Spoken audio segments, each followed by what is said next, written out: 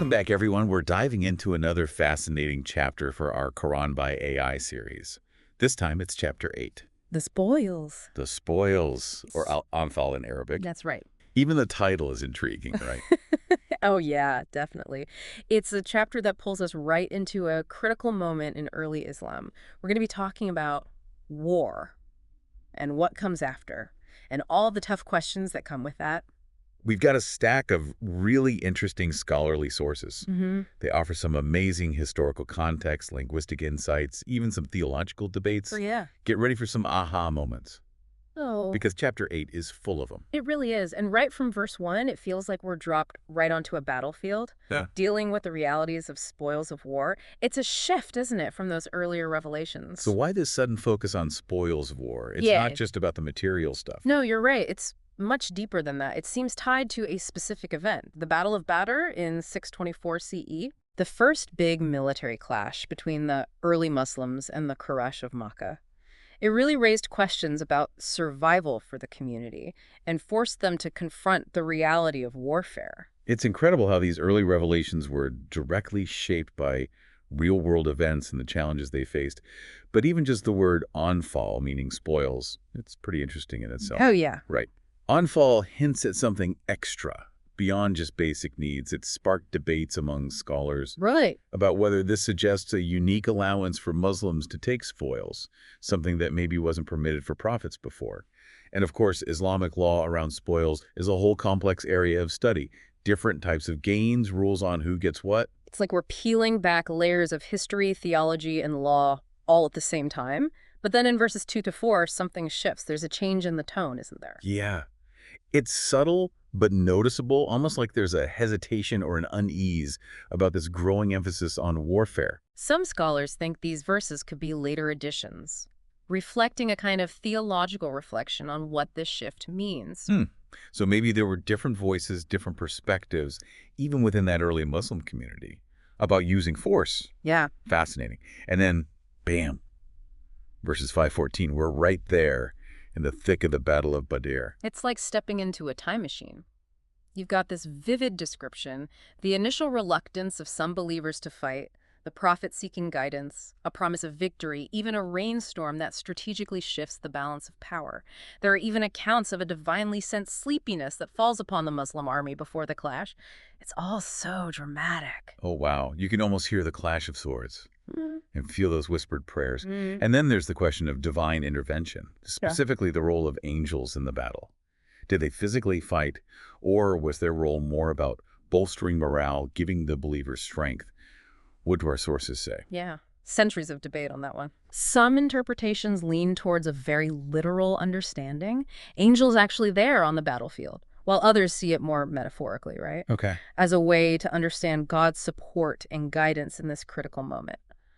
And verses 12 and 13, where we see those angels descending, they seem to have been added later on, which is interesting because it shows how the Quran evolved over time. Yeah. Yeah. It's like piecing together a puzzle. Each verse, each interpretation, adding another layer to the story. But then the story changes again, doesn't it? We're not just observers anymore. It's like we're getting instructions, a pep talk on facing an enemy. Exactly. Direct commands to the believers, urging them to be steadfast, to obey in the face of this enemy. But it's not just blind obedience, is it? There's a warning in there, too, about potential defectors within the ranks, even the possibility of apostasy, abandoning the faith. The stakes are so high, you really feel it in these verses. Verses 21-23 really drive this point home. Yeah. Comparing those who backslide to the worst of beasts, the imagery is so vivid. Yeah. It's powerful stuff. Strong language, meant to really convey the gravity of the situation. And then, boom, the intensity ramps up even further in verses 30-37. Pronouncements about those opposing the Muslim community talk of a day of discrimination, Yawm al-Furqan, where truth and falsehood are separated. It's not just a historical battle anymore. It feels cosmic, like a battle for the very soul of humanity. But even amidst all that, there was an offer of forgiveness in verse 38. Right. For those who cease hostilities, a chance to reconcile. It really highlights how complex the situation was. Justice is needed, but redemption is possible. It makes you realize that even in conflict, there are glimmers of hope, right? A chance for things to change. But the conflict doesn't end there. In verses 38-40, there's a call to action with conditions. Fight them until there is no strife, and religion is holy for God. Verse 39, what does that even mean? Oh, it's been interpreted in so many ways throughout history. Some see it as a universal mandate for conquest, while others argue it's more localized, specific enemies threatening the Muslim community's existence. It's a really pivotal verse, and our sources really dig into how complex interpreting it can be. It's a reminder that context is key, right? Understanding the historical and social conditions is so crucial when interpreting these verses. And just when you think the focus has shifted, verse 41 brings us right back to the issue of spoils. Yeah, almost like a legal document. Know that anything you take as spoils of war, a fifth of it belongs to God, to his messenger, and to his kinsfolk, to orphans, the needy, and the wayfarer. But the seemingly simple statement, it opens a Pandora's box of questions, doesn't it? How do you actually divide this fifth? Who are these kinsfolk? Yeah, and then there are the differences between Sunni and Shia interpretations of this verse, particularly about what even counts as spoils, who benefits. It's a reminder that even within Islam, there are diverse viewpoints on these things. Absolutely. Makes exploring these sources even more fascinating. And then, verses 42-44, we're back on that Badr battlefield. But this time, there's a mystical twist. Like God himself is orchestrating the battle, even obscuring the real strength of each side. It really makes you wonder, free will versus divine will. Is everything predetermined, or do we have a say in shaping our destiny? It's a question the text itself seems to be pushing us to ask, and the sources offer a range of interpretations, from those focusing on divine predestination to those highlighting a more nuanced interplay between choice and God's guidance. It's a debate that's still alive today. Shows how relevant these ancient texts are to our modern world. Absolutely. And the chapter keeps going with instructions for the believers in verses 45-47, this time emphasizing unwavering faith and obedience to the prophet, even in the heat of battle. It's not just blind obedience, though. There's a caution against arrogance and making a show of things. True strength comes from within. Absolutely, and that's reinforced even more in verses 48-59. This is where things take a bit of a darker turn. The text explores Satan's influence on the battlefield. Okay. Satan made their deeds seem fair to them and said, "No one from among mankind can overcome you today, and I am your protector." But when the two armies came in sight of one another, he turned on his heels and said, "I am innocent of you. Indeed, I see what you do not see. Indeed, I fear God, and God is severe in punishment." The power of temptation, the consequences of deception, it's almost Shakespearean. It's a stark reminder that the battles we fight aren't always physical. Those internal struggles between good and evil, we all face those. Exactly. And this section dives into things like broken pacts and whether it's permissible to respond to treachery with force, things that are still relevant today. It forces us to ask, when is using force justified? What are the ethical implications of war? These verses raise really tough questions that every generation has to face. So it's not just ancient history. It's like a blueprint for navigating conflict. And then, in verse 60, the focus shifts again to preparing for battle, both physically and spiritually. Yeah. And prepare against them whatever you are able of power and of speeds of war, by which you may terrify the enemy of God and your enemy and others besides them, whom you do not know, but whom God knows. What I find fascinating is how this verse works on multiple levels. On the surface, it's practical military advice, right? Gather your weapons, get your horses ready. But it also suggests something deeper. Spiritual preparation, cultivating inner strength and resilience for whatever challenges you face. It's like saying, prepare for the physical battle, sure, but don't neglect the inner battle, the one for your own heart and mind. It's about having the courage to fight for what you believe in, even when it's hard, and remembering you're not alone in that struggle. Exactly.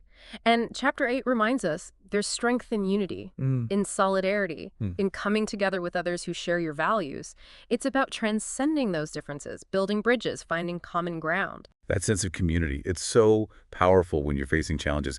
And finally, I think there's this message of striving to act justly and compassionately, even in conflict. Oh, that's so crucial. Remembering that even those we might see as our adversaries are human beings, deserving of respect, to seek peace whenever possible and remember our shared humanity. It's about rising above the urge for revenge, for retaliation, seeking justice but never losing sight of mercy. It's a tough balance, but one that chapter 8 encourages us to try for. One thing I find especially interesting is the portrayal of Satan, that tempter, that deceiver. Yeah, powerful imagery. Satan made their deeds seem fair to them. It highlights this idea of a constant struggle between good and evil, both within ourselves and in the world around us. Like there are these unseen forces at play, Hmm. whispering doubts, tempting us, trying to steer our thoughts and actions. It's a bit unnerving. It can be, but I think ultimately the message is empowering. Chapter 8 is reminding us to be vigilant, to be aware of those whispers, to seek protection. But if they intend to deceive you, then sufficient for you is God. We're not alone in this fight. We have the strength to resist. So it's not just fighting external enemies, but conquering that enemy within. Right. Our own ego, desires, our negativity, those are the battles we need to win. Self-awareness, Yeah. recognizing those negative patterns, and then making different choices. That can be a lifelong struggle. It is a journey, not a destination. But it's worth it. And chapter 8 can help light the way. So as we get ready to move into the next part of our deep dive, what's one thought you want our listener to leave with? What spark do you want to ignite? I'd ask them to consider this. If the Battle of Badr was a turning point for Islamic history, what are the pivotal battles in your own life? What moments, what challenges, what choices have shaped who you are, what you believe? That's a great question. It really encourages that introspection and self-reflection, invites the listener to connect with this chapter on a personal level. And as we've been talking about this chapter, one thing that keeps coming back to me is that word anfal, spoils. We talked about how it can refer to material gains, but also something more extra, beyond necessity. It's a fascinating word, yeah. So much depth to it. It makes me think about the unexpected gifts in life, the blessings we often overlook. Maybe the anfal aren't just what we gain from war or conflict, but the unexpected good that comes from facing challenges and becoming stronger because of them. That's a beautiful way to look at it, shifting the focus from scarcity to abundance, from what we lack to what we've been given. It challenges us to approach life with gratitude, even for the struggles, because maybe it's through them that we discover our true strength, our resilience, our capacity to grow. It's like those verses about preparing for battle, physically and spiritually. Yeah. Maybe the unfall are the inner resources we build, the wisdom we gain, the compassion that grows in the face of hardship. It's about seeing that even in loss, in hardship, there can be unexpected gains. Absolutely. And those gains might be the most valuable spoils of all, the ones that shape our character, deepen our faith, connect us more deeply to our purpose. It's a powerful message, and I think it really resonates with the core message of Chapter 8, that even in conflict, there's hope, resilience, and the potential for transformation. I completely agree. It's a chapter that invites us to look deeper, to really grapple with the complexities of human experience, and come away with a richer understanding of ourselves and our place in the world. And maybe along the way we'll discover some of those unexpected unfold, those blessings in disguise that truly enrich our lives. Yeah. So, to our listener, I encourage you, think about those unfold in your own life, those moments of grace, unexpected gifts, lessons learned through hardship. And as we head into the final part of our exploration, let's keep those unfall in mind. They might offer a new way to look at these remaining verses. It's amazing how Chapter 8 brings together all these different things: history, theology, law, ethics, even psychology, like weaving a tapestry, each verse revealing another intricate detail. And it strikes me how relevant these ancient verses still feel today. We might not be on a literal battlefield like Badr, but we all have our own struggles, right? Those internal conflicts. Absolutely. Think about those verses on satanic influence, the whispers of doubt, the temptation. Doesn't that sound familiar? Like the battles we face every day, the negative self-talk, the urge to just give in to our lesser instincts. It's like the Quran is saying, hey, this inner struggle, it's real, it's a constant battle, and you've got to be ready. And the way it portrays Badr, the fear, the uncertainty, the moments of doubt, even the prophet seeking guidance. It makes them so human, doesn't it? It reminds us that these weren't just abstract ideas. These were real people with real emotions, facing life or death situations. And those struggles, they offer some timeless lessons for us. Speaking of timeless lessons, you talked about understanding the Quran through its historical and textual layers. Can you explain that a bit more? What does that even mean for someone who's not a scholar? It's crucial. The Quran wasn't revealed all at once. It evolved over time, revelations responding to specific events and circumstances. So to really get a verse, you need to consider when it was revealed and what was going on in the world at that time. So it's like reading a letter from a friend. You'd want to know what was happening in their life when they wrote it, right? The context helps you understand their words. Exactly. And that's where those scholarly sources come in. They give us the historical background, the language analysis, different ways of interpreting that help us unpack all those layers of meaning. It's like having a guide who can point out the little things, the echoes of history, things you might miss on your own. Makes you realize studying the Quran isn't a one-time thing, it's a lifelong journey, isn't it? Yeah. Always more to learn, new insights, different ways to connect with a message. Absolutely. That's what keeps it so fascinating. It's not just rules or history. It's alive. It Yeah. speaks to the human experience in any era. It's amazing how this one chapter holds so much wisdom, so much insight. It's like a microcosm of the human experience, you know? All the struggles, the triumphs, the search for meaning, connection. It really is. And as we get to these last verses, that theme of connection, it becomes even more important, doesn't it? We're moving from the battlefield to the heart of the community, exploring those bonds that hold people together in times of peace and times of conflict. Yeah, exactly. Back to those verses about the immigrants and the helpers, the Muhajirun and the Ansar. Such a powerful story, isn't it? These two groups coming from different places, united by faith, by their commitment to building something new. Really shows the power of shared values, doesn't it? To bridge those divides, to create a sense of belonging. Remember those verses about unity, about mutual support? Well, here it is, right? In action, in that early Muslim community. And the idea walaya in these verses, often translated as guardianship or authority, but it's so much more than that. It's that idea of mutual responsibility, looking out for each other, providing support, protection. Yes, like a safety net, woven from compassion and commitment. And it brings up some interesting questions about the balance between what we owe ourselves and what we owe to the community. Right. And then verse 75 adds this whole other layer to the conversation, emphasizing the bonds of family, of blood ties. So how do you reconcile these two seemingly different ideas, the bond of walaya and the importance of family? Scholars have been debating that one for centuries. Some say the walaya bond, that one forged through shared faith and struggle, it takes precedence. Others stress that those blood ties, those remain fundamental to who we are. You see, think about all the different loyalties we experience in our lives, right? To our families, our friends, our community, to our beliefs. How do we navigate those, especially when they pull us in different directions? These verses don't necessarily give a simple answer, but they do make you stop and think about the complexity of human connection. Exactly. And maybe that's the whole point. Life is messy, it's complicated. These verses reflect that. No easy answers, no one-size-fits-all solutions. It's about finding that balance, isn't it? Honoring all those different connections, but not forgetting the responsibilities that come with them.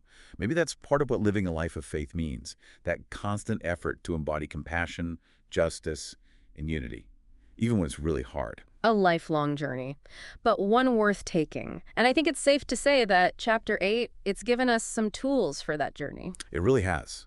And one of the things that really struck me was the portrayal of leadership, particularly the Prophet Muhammad's leadership during the Battle of Badr. It goes beyond just giving orders. It gets into those subtleties of communication, how to consult with others, and building consensus, all those things that make for a strong leader. Right, like in verses 6 and 20, it highlights just how important clear communication is, especially when people are scared or uncertain. It's about creating that sense of trust. Verse 6 really shows that vulnerability. The believers are anxious, they're facing this powerful enemy, feeling like they're marching to their deaths. It's raw and human. And in those moments, strong leadership is crucial. Verse 20 emphasizes listening to the messenger, even when you're feeling unsure or afraid. Exactly. Good leadership isn't just about issuing commands, it's about creating space for people to voice their concerns and then responding to those concerns with empathy. Building that trust and fostering a sense of shared purpose, even when the circumstances are so difficult. And that shared purpose is really emphasized in verses like 46 and 63. They highlight the importance of unity and working together. Verse 46 is so powerful, it warns against those internal squabbles, that discord that can weaken and lead to failure. True success often comes from those diverse talents, those different perspectives within a community. Making sure everyone feels heard and valued and empowered to contribute. And Chapter 8 also offers us practical guidance on how to handle those complex social dynamics that inevitably arise even in the midst of conflict. Like in verses 70 to 72, where it talks about how to deal with captives taken in war. It's about finding that balance between compassion and security. Verse 70 suggests treating captives with mercy and considering their release. But verse 71 reminds us that vigilance is still necessary. It's that age-old tension, right? How do you show kindness while protecting yourself and your community from potential harm? It reminds us that leadership isn't just about making decisions. It's about upholding principles, building trust, and fostering a sense of shared responsibility. Creating that culture of accountability. With actions have consequences and promises are kept, it's about setting that example. Chapter 8 also offers valuable insights into communication, especially in those tough or high-stakes situations. I was really struck by verses like 21 and 31. Even when presented with evidence, some people just choose to ignore or deny the truth. Verse 21 warns us about being like those who hear but don't truly listen. It's about being attentive, receptive, genuinely trying to understand the other person's point of view. It's remembering that communication isn't just talking, it's listening actively, seeking to understand, and being open to different perspectives. Verse 31 describes those who dismiss the Quran's message as just stories from the past. It shows how biases, preconceived notions, fear of change can block real dialogue and understanding. For communication to be effective, it takes humility. It takes a willingness to question our own assumptions and engage with others respectfully and with an open mind. And Chapter 8 recognizes that communication isn't always easy, especially when there's conflict. Verse 25 cautions us about those small disagreements escalating into something bigger. It's like a reminder to be mindful of what we say and to approach those sensitive conversations with a desire to understand. But even with those challenges, Chapter 8 offers encouragement for those who want to communicate well. Verses like 24 and 29 talk about truth and responding to God's call. Verse 24 urges believers to pay attention to the message. Engaging with truth, even when it's hard, leads to growth and a deeper connection with God. It's not just about exchanging information. It's about connecting with something greater than ourselves, seeking truth and purpose beyond our own desires. And verse 29 talks about finding a way to discern truth from falsehood. In a world where we're bombarded with different opinions, we need clarity, wisdom, and the ability to navigate complexity. It's about thinking critically, thinking for ourselves, and developing a discerning mind in a world full of distractions. This deep dive into Chapter 8 has been so insightful. It's amazing how it brings together these timeless lessons on leadership and communication in a way that's still so relevant. It's a testament to the Quran's ability to transcend time and culture. It offers guidance and insights that help us navigate the complexities of our lives and the challenges we face as individuals and as a global community. It's not just about leadership in a grand sense. These lessons apply to all of us in our everyday choices, how we interact, how we deal with conflict in our own lives. Exactly. It's a framework for thinking about leadership and communication that goes beyond any one situation, cultivating inner qualities like courage, compassion, wisdom, and resilience, and applying them to our interactions, whether with family, friends, colleagues, or even those we disagree with. As we wrap up this deep dive into Chapter 8, The Spoils, I keep thinking about how it connects faith, forgiveness, and the idea that there's this greater plan unfolding even as we make our own choices. It's really remarkable how it takes a specific historical event, the Battle of Badr, and uses it to explore those timeless human experiences. Yeah, it acknowledges the doubt, the fear, even that desire for material things, alongside this unwavering belief in a guiding force. You see it beautifully illustrated in verses 2 and 3. It describes those believers whose hearts are filled with awe when they hear God mentioned, whose faith grows stronger when they encounter his signs, those who trust, who pray, and who share what they've been given. They find peace and strength in their faith, even when things are uncertain, and that faith guides them through conflict and struggle. Like in verse 17, that statement, "You did not slay when you slew, but God slew them." Such a powerful and complex idea. It really makes you think about the interplay between our actions and that sense of a greater will at work. We make choices, we take action, but ultimately the outcomes are in God's hands, and there's a real humility in that understanding. It's about finding that balance, right? Yeah. We put in the effort, but also recognize that there's a bigger picture unfolding that we may not fully grasp. And that's where surrender comes in. Not giving up, but aligning your will with the divine will. Seeking guidance and trusting in the process, even when we don't know what's ahead. It's about finding that peace in the uncertainty, knowing that you're not alone and that there's something guiding you towards what's good. What a journey this chapter has taken us on.